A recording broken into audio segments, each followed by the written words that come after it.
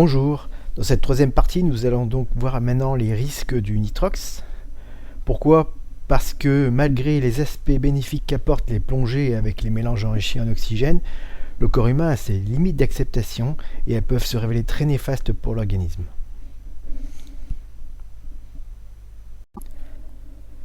Les risques vont être influencés par plusieurs paramètres, dont le premier est la profondeur. On va intégrer maintenant les notions de pression partielle. Vous savez tous que la pression partielle va augmenter avec la profondeur. La pression partielle d'oxygène en surface est de 0,2 bar. On a 20% d'oxygène. À 20 mètres, la pression absolue, elle sera de 3 bars. Pourquoi? Parce que 1 bar de pression atmosphérique plus les 2 bars de pression hydrostatique, ça vous fait 3 bars. À 20 mètres, la pression d'oxygène sera donc de 0,2 multiplié par 3, les 3 bars, qui sera donc de 0,6 bars. Le deuxième paramètre va être donc le pourcentage d'oxygène. Avec le nitrox, on va donc modifier le pourcentage d'oxygène. Avec un nitrox 40-60, donc vous vous souvenez, on a dit que 40-60 c'est 40% d'oxygène et 60% d'azote. La pression partielle en surface, elle sera donc égale à 0,4 bar. 1 bar de pression atmosphérique multiplié par 0,4, ça fait 0,4 bar. On aura donc à 20 mètres une pression partielle d'oxygène qui sera égale à 0,4 multiplié par les 3 bars de pression absolue, qui nous donnera donc une pression partielle d'oxygène de 1,2 bar. Le troisième paramètre va être donc la pression partielle d'oxygène maximum. Cette valeur est réglementée en France par le code du sport et elle doit être inférieure à 1,6%. En Égypte, elle est réglementée à 1,4%. Mais il est recommandé donc de ne pas dépasser 1,4% pour des raisons de marge de sécurité. Au-delà de cette zone, c'est l'hyperoxie. Donc l'hyperoxie, qu'est-ce que c'est et quelles sont les conséquences? Ce sont des troubles neurotoxiques qui apparaissent en 3 phases. Donc neurotoxiques, ce sont des troubles qui sont quand même relativement graves. La première phase, elle est appelée la phase tonique. Elle a une durée de 30 secondes à 2 minutes. Elle commence par des contractions musculaires généralisées. Il y a un arrêt ventilatoire, donc une apnée, et une perte de connaissance. Donc il ne faut surtout pas remonter l'accidenté pendant cette phase-là. Pourquoi? Parce qu'il y a un blocage donc de la glotte et un risque de surpression pulmonaire. On va maintenir la victime à la profondeur avec le détendeur en bouche. La deuxième phase, la phase clonique, elle dure de 2 à 3 minutes. Elle se caractérise par les convulsions, une reprise de la respiration mais irrégulière.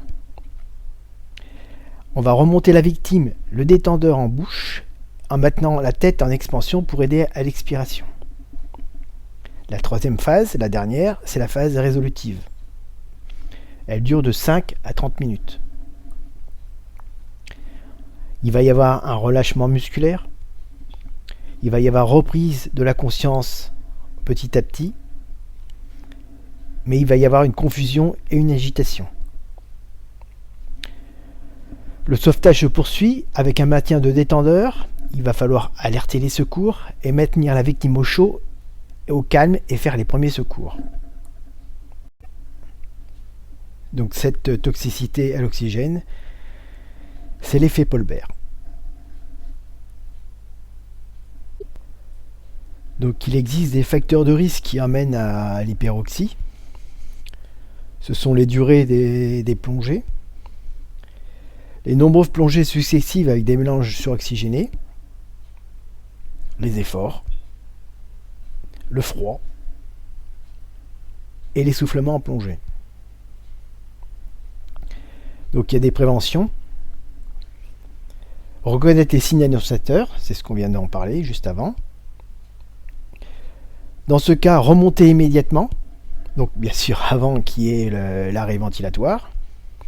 Respecter les limites des pressions partielles d'oxygène de 1,4. On avait dit que c'était 1,6 maxi, mais on se laisse une petite tolérance pour avoir plus de sécurité. Ne pas dépasser 2 heures de plongée. Et diminuer ses limites en cas de froid ou fatigue. Donc c'est des risques. Le 4e paramètre, c'est la durée d'immersion. Lorsqu'on dépasse une pression partielle d'oxygène de 0,5 bar et que la durée d'exposition dépasse plusieurs heures, l'oxygène peut devenir néfaste à notre organisme et occasionner des irritations pulmonaires. Les conditions d'apparition. Il y a une apparition longue et progressive. Elles sont dues à des expositions longues à l'oxygène, association de certains médicaments. Les signes, ce sont des toux croissantes avec une durée d'exposition, des œdèmes pulmonaires, des bronchopneumonies réversibles et une diminution réversible de la capacité vitale. Cette toxicité, c'est l'effet Lorentz-Smith.